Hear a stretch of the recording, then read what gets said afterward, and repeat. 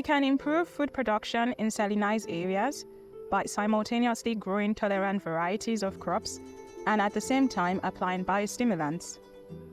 Both adaptation strategies will increase crop yield in the Vietnamese Mekong Delta.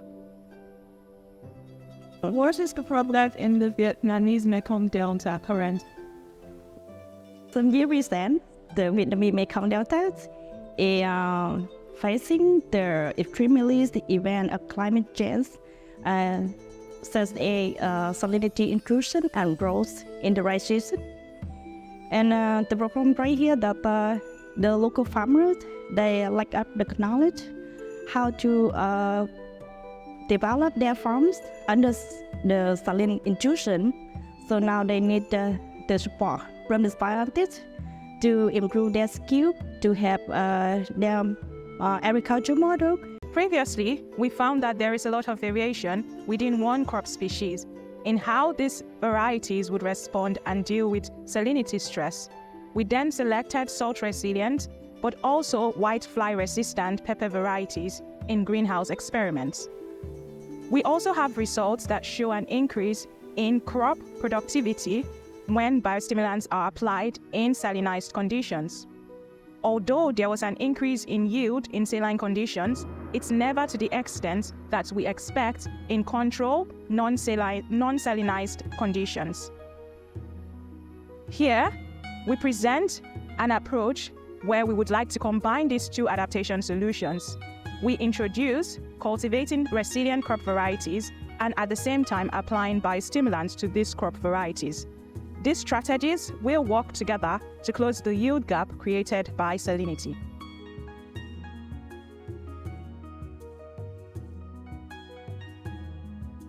Thì trước kia thì làm lúa chuyên về lúa, nhưng mà sau này á, thì để mà thay đổi khí hậu thì mình chuyển đổi cây trồng vật nuôi cho phù hợp, thì từ đó là mới suy nghĩ của mình thì mình phải làm trồng thêm ớt này nọ để mà thay đổi cái về cái cây trồng để cho nó lưng canh cái cây trồng giữa cây lúa và cây màu nó không có bị trùng lắp, nó giảm dịch bệnh nhiều hơn.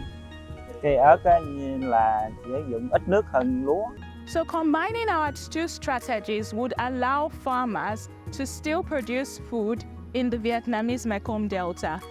There are situations that are arising, such as increasing salinity, but also pest and disease infestation, as well as drought. So combining these two strategies would be a way that farmers can still have a source of livelihood and income.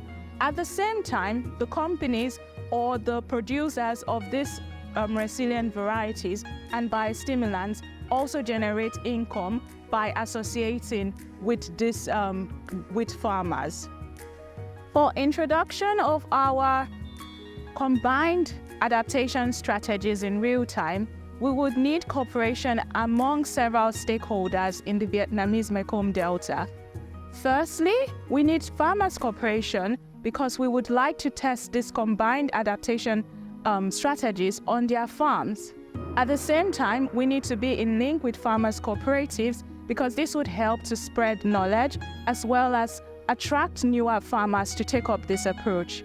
We would also additionally like to involve other companies, so who supplies these agrochemicals such as the biostimulants or even the seed companies for these resilient cultivars we're talking about. Additionally, we would involve scientific researchers because they are the core of this knowledge, but instead of just looking at this knowledge being produced, how can they translate this knowledge that they have produced fundamentally into more practical use for the farmers? And of course, we are not forgetting the local provinces who are of big importance because they serve as the link between farmers and all of the other stakeholders. Based on the current situation of the local community, so we did some trials in the greenhouse about some saline agriculture for some species of plant to try to figure out of what is the salinity level of some common species in the Mekong Delta area. However, we need to do the real experiments in the farm to see how it works well in the local condition of the farmer. Đối với cái trồng lúa thì hàng năm thì cũng có xài những cái bộ giống mới để mà ngăn mặn, giống như là nó chịu mặn á, cho nó chống chọi lại mặn. Cái thứ hai nữa là những cái loại lúa mà cứng cây để mà mình hạn chế ngã đổ do cái mưa bão. Còn về cái nước tưới thì hiện tại bây giờ thì ở đây đang sử dụng cái mô hình tưới ngầm để giống như là mình làm mô hình để bà con nhìn đó, rồi sau này sẽ vận động bà con cùng thực hiện cho nó tiết kiệm nước lại.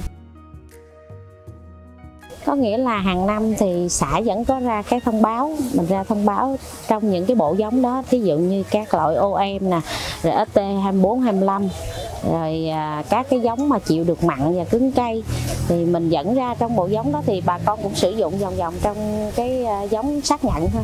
Đa phần là giống xác nhận hết. Và 3 cây chủ lực của mình đó thì đa phần là F1 lấy của công ty về nhân giống ra trồng, chứ không có lấy giống từ cây lại. Today we have talked about combining two adaptation strategies together. The first one, of course, was using resilient cultivars of common crops, and the other one was application of biostimulants. But of course, we cannot do this all by ourselves. So I'm asking you the question, what does this mean for you? Are you ready to support us? What do you need in terms of support? But also, what can you do to facilitate this transition? I'm looking at you and I'm saying, join us in this race together. And I would say, let's start cooperating.